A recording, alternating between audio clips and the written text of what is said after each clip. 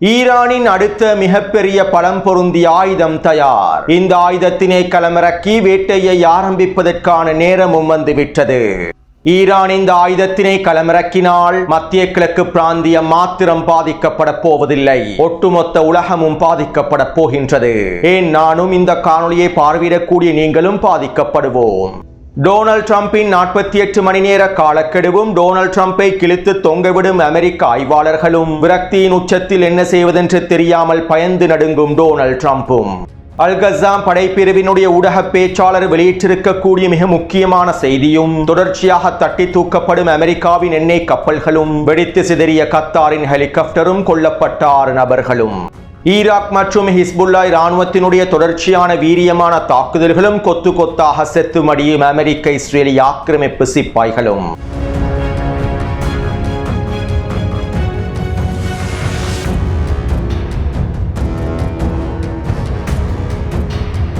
இது ஈரான் அப்டேட்டின் 49வது காணொளியாகும். இன்று மதியம் வெளியிட்ட முன்னைய காணொளியை பார்வையிடாதவர்கள் அவசரமாக கீழே இருக்கக்கூடிய லிங்கினை பயன்படுத்தி பார்வையிடுங்கள். அப்போது தான் இந்த செய்திகளுடைய தொடர்ச்சியை உங்களுக்கு இலகுவாக புரிந்து கொள்ள முடியும். கடந்த 24 மணித்தியாலங்களுக்குள் ஈராக்கிய எதிர்ப்பு குழுக்கள் 19க்கும் அதிகமான தாக்குதல்களை மேற்கொண்டுள்ளார்கள். இதற்கமைவாக பக்தாதில் இருக்கக்கூடிய விக்டோரியா தளத்தை இலக்கு வைத்து வீரியமான குண்டு தாக்குதல்களையும் மேற்கொண்டுள்ளார்கள். இந்த தாக்குதலிலே குறித்த தளத்தில் இருக்கக்கூடிய அமெரிக்காவினுடைய 10க்கும் அதிகமான போர் வாகனங்கள் சிதைக்கப்பட்டுள்ளன. ஏவுகணை தாக்குதல்களுக்காக பயன்படுத்தக்கூடிய ஏவுதளங்களை கொண்டிருக்கக்கூடிய சிறிய மொபைல் வாகனங்களும் சிதைக்கப்பட்டுள்ளன. மேலும் விக்டோரியா தளத்தினுடைய ஒரு பகுதியை ஈராக்கிய எதிர்ப்பு குழுக்கள் தீயிட்டு கொளுத்தியுள்ளார்கள். குறித்த தளத்தில் இருக்கக்கூடிய அதிகளவான அமெரிக்க அதிகாரிகள் வெளியேறி வருவதனாலும் குடியிருப்பு பிரதேசங்களிலும் ஹோட்டல்களிலும் அமெரிக்க அதிகாரிகள் தஞ்சமடைந்திருப்பதனாலும் குறித்த தளமானது பேய் தளமாக மாறி வருகின்றது. இதனால் ஈராக் எதிர்ப்பு குழுக்கள் குறித்த தளத்தை சிதைப்பதற்கான தரைமட்டமாக்குவதற்கான தாக்குதல்களையே தொடர்ச்சியாக மேற்கொண்டு வருகின்றார்கள். அத்தோடு நேற்றிரவு ஈராக்கின் மன்சூர் பிரதேசத்திலே இருக்கக்கூடிய ஈராக்கிய இராணுவத்தின் உளவு பிரிவுக்கு சொந்தமான கட்டிடம் ஒன்றை இலக்கு வைத்தும் ஈராக்கிய எதிர்ப்பு குழுக்கள் ஏவுகணை மற்றும் ட்ரோன் தாக்குதல்களை மேற்கொண்டிருந்தார்கள். அதாவது குறித்த உளவு தளத்திலே அமெரிக்காவினுடைய CIA அதிகாரிகளும் மொசாட் உளவாளிகளும் தஞ்சமடைந்துள்ளார்கள். ஈராக்கிய இராணுவத்தின் உளவு தளத்தை இலக்கு வைத்து தாக்குதல்களை மேற்கொள்ள மாட்டார்கள் என்கின்ற காரணத்தினால் குறித்த தளத்திற்குள்ளே இவர்கள் பதுங்கி இருந்துள்ளார்கள். இருப்பினும் ஈராக்கிய தளபதிகள் குறித்த தகவல்களை கசியவிட்டதற்கு பின்பு ஈராக்கிய எதிர்ப்பு குழுக்கள் உளவு தளத்தை இலக்கு வைத்தும் தாக்குதல்களை மேற்கொண்டிருந்தார்கள். இந்த தாக்குதலிலே குறைந்தது 5 மொசாட் மற்றும் CIA உளவாளிகள் கொத்தாக அளிக்கப்பட்டிருப்பதாக தெரிவிக்கப்படுகிறது.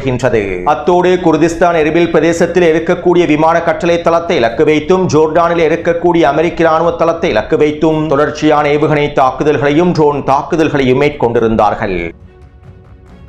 அடுத்து ஹிஸ்புல்லா இராணுவத்தினர் கடந்த 24 மணித்தியாலங்களுக்குள் 16க்கும் அதிகமான தாக்குதல்களை மேற்கொண்டுள்ளார்கள். ஈரானி ஏவுகணை தாக்குதல்களோடு ஒருங்கிணைத்து வடக்கு பிரதேசத்தில் இருக்கக்கூடிய ஆக்கிரமிப்பு பகுதிகள் இலக்கு வைத்து 40க்கும் அதிகமான ஏவுகணை தாக்குதல்களை மேற்கொண்டிருந்தார்கள். மேலும் அயன்டோம் அமைப்புகளையும் வான் பாதுகாப்பு அமைப்புகளையும் சிதைக்கக்கூடிய தாக்குதல்களையும் தொடர்ச்சியாக மேற்கொண்டு வருகின்றார்கள். அதே போன்று தரைவழி தாக்குதலிலே 4 பிரதேசங்களில் ஹிஸ்புல்லாவினுடைய ரதுவான் படைப்பிரிவுகள் முழுமையாக களமிறங்கி ஆக்கிரமிப்பு இராணுவத்தினை கொத்து கொத்தாக தட்டி தூக்கி வருகின்றார்கள். குறித்த வரைபடத்திலே ஊதா நிறத்தினால் காண்பிக்கப்பட்டிருக்கக்கூடிய பிரதேசங்களிலேயே தற்போது தரைவழி தாக்குதல்கள் நடைபெற்று வருகின்றன. கடந்த 1.5 வருடங்களுக்கு முன்பும் இஸ்ரேலிய ஆக்கிரமிப்பு குறித்த பிரதேசங்களிலேயே சிறிதளவு முன்னேறி இருந்தது. இதே போன்றே தற்போது குறித்த பிரதேசங்களில் இஸ்ரேலிய ஆக்கிரமிப்பு தரைவழி தாக்குதல்களை மேற்கொண்டு வருகின்றது. குறித்த வரைபடத்தினால் ஊதா நிறத்தினால் காண்பிக்கப்பட்டிருக்கக்கூடிய பிரதேசங்கள் இஸ்ரேலிய ஆக்கிரமிப்பு இராணுவத்தின் கட்டுப்பாட்டில் உள்ளன. தெற்கு லெபனானினுடைய 1%க்கும் குறைவாகவே இஸ்ரேலிய ஆக்கிரமிப்பு நிலை கொண்டுள்ளது. மேலும் குறித்த பிரதேசத்தின் ஊடாக இஸ்ரேலிய ஆக்கிரமிப்பினால் முன்னேறவும் முடியவில்லை. குறித்த வரைபடத்திலே இலக்கம் 1, 2 மற்றும் 3 காண்பிக்கப்பட்டிருக்கக்கூடிய பிரதேசங்களிலேயே தற்போது வீரியமான தரைவழி தாக்குதல்கள் மேற்கொள்ளப்பட்டு வருகின்றன. இரு தரப்பினருக்கும் இடையில் உச்ச மோதல்கள் நடைபெற்று வருகின்றன. கடந்த 24 மணித்தியாலங்களுக்குள் ஹிஸ்புல்லா இராணுவத்தினர் இஸ்ரேலிய ஆக்கிரமிப்பின் 3 தொடரணிகளை இலக்கு வைத்து தாக்குதல்களை மேற்கொண்டுள்ளார்கள். இந்த தாக்குதலிலே 4 மெர்காவா போர் தங்கி வாகனங்களை ஹிஸ்புல்லா இராணுவத்தினர் தட்டி தூக்கியுள்ளார்கள். அது மட்டுமல்லாமல் 3 பிரதேசங்களில் இஸ்ரேலிய ஆக்கிரமிப்பு சிப்பாய்கள் நிலை கொண்டிருக்கக்கூடிய பகுதிகளில் மோட்டார் குண்டு தாக்குதல்களையும் கவச ஏவுகணை தாக்குதல்களையும் மேற்கொண்டுள்ளார்கள். இந்த தாக்குதலிலே குறைந்தது 15க்கும் அதிகமான இஸ்ரேலிய ஆக்கிரமிப்பு சிப்பாய்கள் கொல்லப்பட்டும் படுகாயமடைந்திருக்கலாம் என்றும் தெரிவிக்கப்படுகின்றது.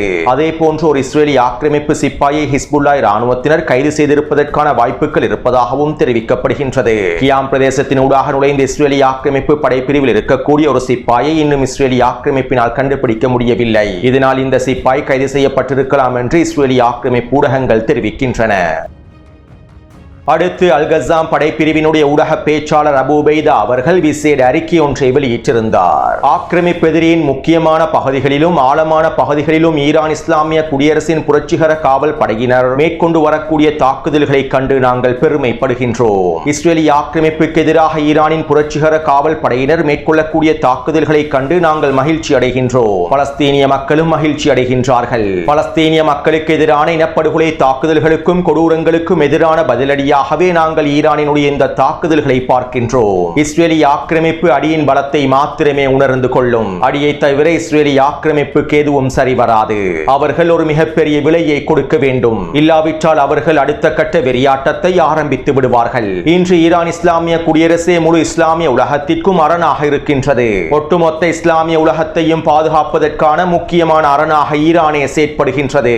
இதனால் ஒட்டுமொத்த முஸ்லிம் சமூகமும் ஈரானுக்கு முழுமையான ஆதரவை வழங்க வேண்டும். நாங்கள் எங்களுடைய ஒற்றுமையை வெளிப்படுத்த வேண்டும். இந்த ஒற்றுமையின் மூலமாகவே ஆக்கிரமிப்பை முடிவுக்கு கொண்டு வர முடியும் என அல்-கஸ்ஸாம் படைப்பிரிவினுடைய ஊடக பேச்சாளர் தெரிவித்துள்ளார். ஈரானுக்கு எதிரான பிரிவினைவாத போரை தூண்டுவதற்கு சவுதி அரேபியாவும் ஐக்கிய அரபு அமீரகமும் இன்னுமேனி அடிமை அரபுகளும் முயற்சி செய்து வரக்கூடிய வேளையில் பிரிவினைவாத மதப்போரை தூண்டி சர்வதேச முஸ்லிம் சமூகத்தை ஏமாற்றுவதற்கு திட்டமிட்டு வரக்கூடிய நிலைமையில் அல்-கஸ்ஸாம் படைப்பிரிவினர் வெளியிட்டிருக்கக்கூடிய இந்த அறிக்கையானது களத்தினுடைய உண்மையான யதார்த்தத்தை வெளிப்படுத்துகின்றது. மேலும் இது ஈரானுக்கு எதிராக அடிமை அரபுகள் மேற்கொண்டு வரக்கூடிய பிரிவினைவாத பிரச்சாரங்களுக்காக வழங்கப்பட்ட பதிலடியாகவே அல்-கஸ்ஸாம் படைப்பிரிவினுடைய இந்த அறிக்கை காணப்படுகின்றது.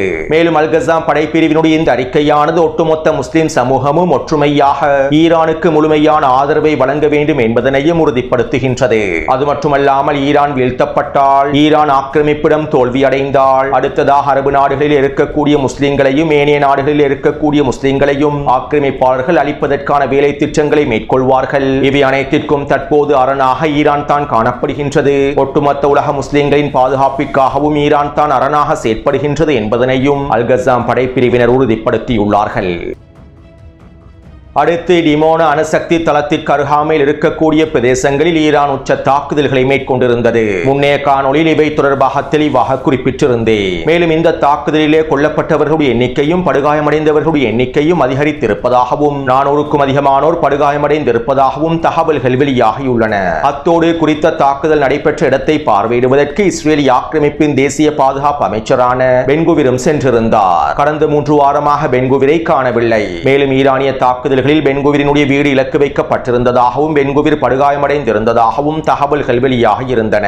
இஸ்ரேலிய ஆக்கிரமிப்பின் களத்தில் இருக்கக்கூடிய சில முக்கியமான ஆதாரங்களும் இவற்றை உறுதிப்படுத்தி இருந்தன. இருப்பினும் தற்போது இந்த தகவல்கள் போலியான தகவல்கள் என்பதனையும் பென்குவிர் உயிரோடு தான் இருக்கின்றார் என்பதும் உறுதிப்படுத்தப்பட்டுள்ளது. மேலும் இந்த பிழையான தகவலுக்காக என்னை மன்னித்துக் கொள்ளுங்கள். அடுத்து ஈரான் அடிமை அரபு நாடுகளில் இருக்கக்கூடிய அமெரிக்க நலன்களுக்கும் அமெரிக்க தளங்களுக்கும் எதிரான தாக்குதல்களை தொடர்ச்சியாக மேற்கொண்டு வருகின்றது. கடந்த 24 மணித்தியாலங்களுக்குள் அடிமை அரபு நாடுகளில் இருக்கக்கூடிய அமெரிக்க தளங்களுக்கு எதிராக அமெரிக்க நலன்களுக்கு எதிராக 60க்கும் அதிகமான ட்ரோன் தாக்குதல்களும் 20க்கும் அதிகமான ஏவுகணை தாக்குதல்களும் மேற்கொள்ளப்பட்டுள்ளன. மேலும் இந்த தாக்குதல்களில் பெரும்பாலான தாக்குதல்களை முறியடித்திருப்பதாக அடிமை அரபுகள் அறிவித்துள்ளார்கள். அதே நேரம் கத்தாரிலே ஈரானிய ட்ரோனை சுட்டு வீழ்த்துவதற்காக களமிறங்கிய ஹெலிகாப்டர் ஒன்று விபத்துக்குள்ளாகி இருந்தது. ஈரானிய ட்ரோனை சுட்டு வீழ்த்தும் சந்தர்ப்பத்திலேயே ஹெலிகாப்டர் விபத்துக்குள்ளாகியுள்ளது. மேலும் இந்த ஹெலிகாப்டர் விபத்திலே 6 பேர் கொல்லப்பட்டிருப்பதாக கத்தாரி அரசாங்கம் அறிவித்துள்ளது. அதே நேரம் வளமையான ரோந்து நடவடிக்கைகளின் போதே ஹெலிகாப்டர் விபத்துக்குள்ளாகியதாக கத்தாரி அரசாங்கம் அறிவித்துள்ளது. இருப்பினும் ஈரானினுடைய ட்ரோனை சுட்டு வீழ்த்தும் சந்தர்ப்பத்தில் ஈரானிய ட்ரோனின் துகள்கள் ஹெலிகாப்டரில் ஏற்படுத்திய தாக்கத்தினாலேயே குறித்த ஹெலிகாப்டர் விபத்துக்குள்ளாகியுள்ளது. எனவே கத்தாரினுடைய ஹெலிகாப்டரை ஈரானிய ட்ரோன் தட்டி தூக்கியுள்ளது. அதே போன்று சாஜாவின் வடக்கு கடல் எல்லை பிரதேசத்தில் பகுதிகளில் நிலை கொண்டிருக்கக்கூடிய அமெரிக்காவின் எண்ணெய் கப்பல் ஒன்றை இலக்கு வைத்து தாக்குதல் ஒன்று மேற்கொள்ளப்பட்டிருந்தது. இந்த தாக்குதலினால் தற்போது குறித்த எண்ணெய் கப்பலானது தீப்பற்றி எரிகின்றது. மேலும் ஹெர்மோஸ் ஜலசந்தி பிரதேசத்திற்கு அருகாமையில் ஐக்கிய அரபு அமீரகத்தின் துறைமுகத்திற்கு அருகாமையில் நிலை கொண்டிருந்த அமெரிக்காவின் மிகப்பெரிய எண்ணெய் கப்பலை இலக்கு வைத்தும் ஈரானிய கடற்படையினர் தாக்குதல்களை மேற்கொண்டுள்ளார்கள். தற்போது குறித்த எண்ணெய் கப்பலும் தீப்பற்றி எரிந்து கொண்டிருக்கின்றது.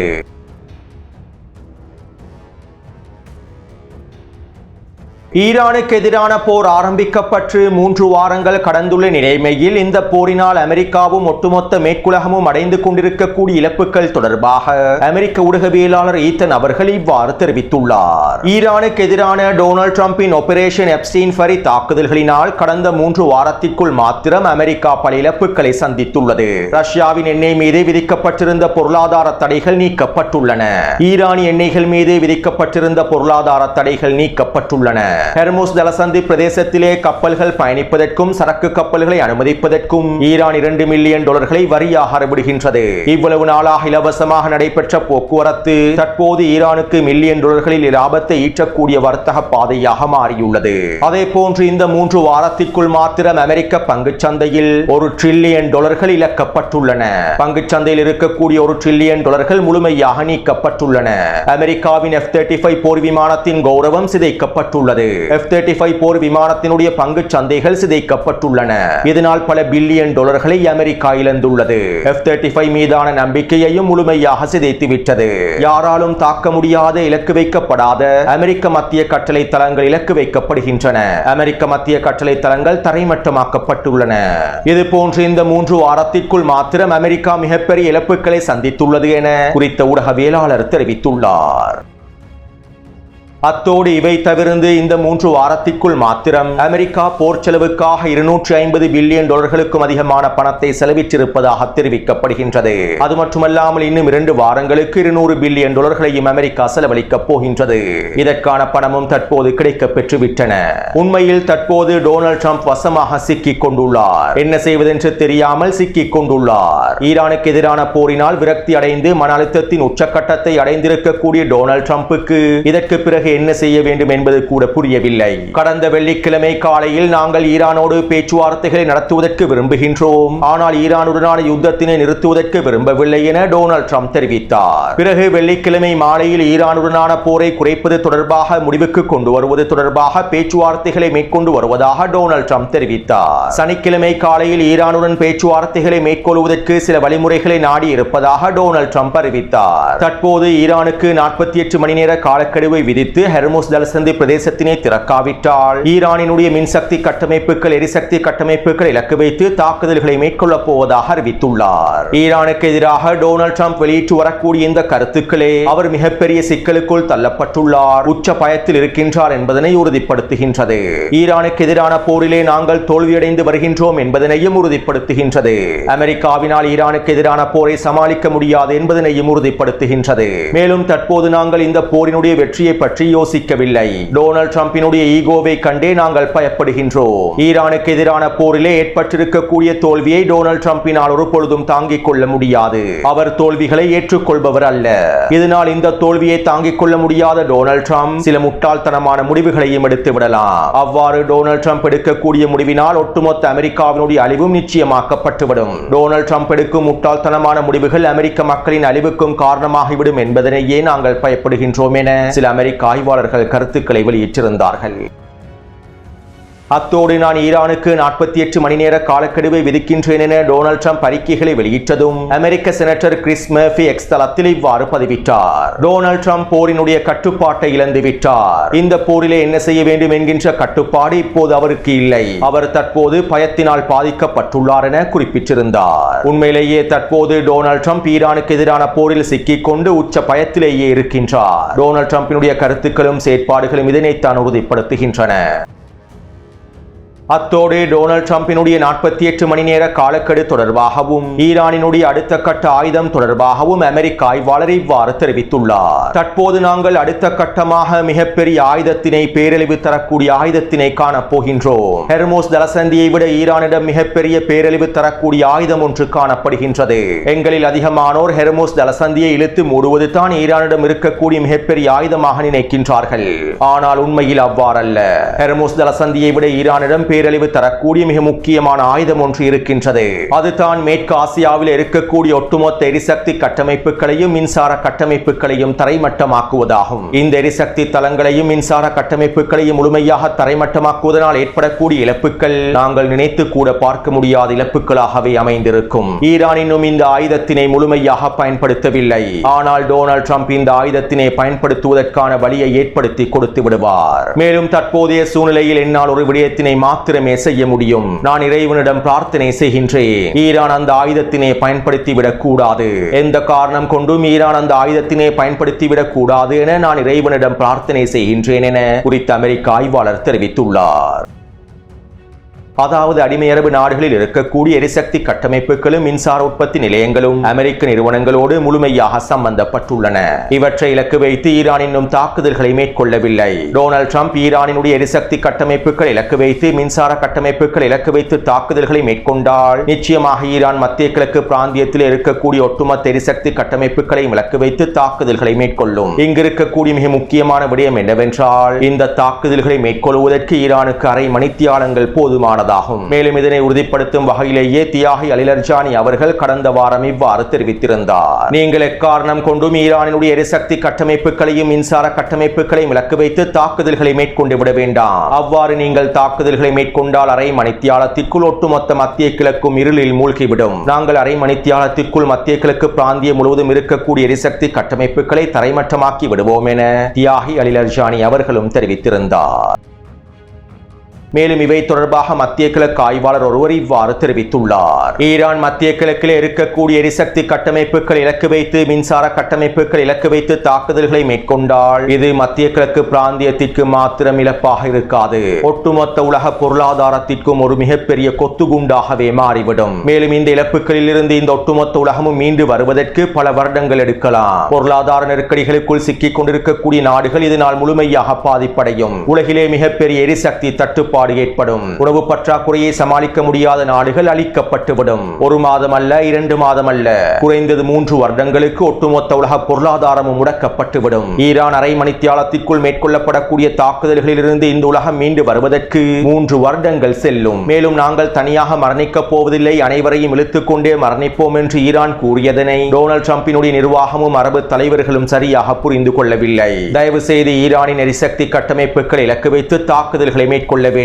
நீங்கள் அவ்வாறு தாக்குதல்களை மேற்கொண்டால் ஈரானின் பதிலடி தாக்குதல்கள் உலக பொருளாதாரத்தை முழுமையாக சிதைத்துவிடும் என மத்திய கிழக்கு ஆய்வாளர் தெரிவித்துள்ளார். அத்தோடு ஈரானின் எரிசக்தி கட்டமைப்புகளை இலக்கு வைத்து அமெரிக்கா தாக்குதல்களை மேற்கொண்டதற்கு பின்பு ஈரான் மத்திய கிழக்கு பிராந்தியத்தில் இருக்கக்கூடிய எரிசக்தி கட்டமைப்புகளை இலக்கு வைத்து பதிலடி தாக்குதல்களை மேற்கொண்டால் ஏற்படக்கூடிய பாதிப்புகளை நாங்களும் நீங்களும் முழுமையாக சுமக்க வேண்டி ஏற்படும். மேலும் இந்த பாதிப்புகள் நாங்கள் நினைத்து கூட பார்க்க முடியாத பாதிப்புகளாகவே அமைந்திருக்கும். அத்தோடு இவை தொடர்பான தனியான காணொலி ஒன்றை நான் பதிவிடுகின்றேன். எனவே இந்த போரானது மிகப்பெரிய உலக போராக மாறிக்கொண்டிருக்கின்றது என்பதனை நீங்கள் தெளிவாக புரிந்து கொள்ளுங்கள். அத்தோடு இந்த காணொலி தொடர்பான கருத்துக்களை பதிவிடுங்கள். தொடர்ந்தும் என்னுடன் இணைந்திருங்கள். நன்றி, வணக்கம்.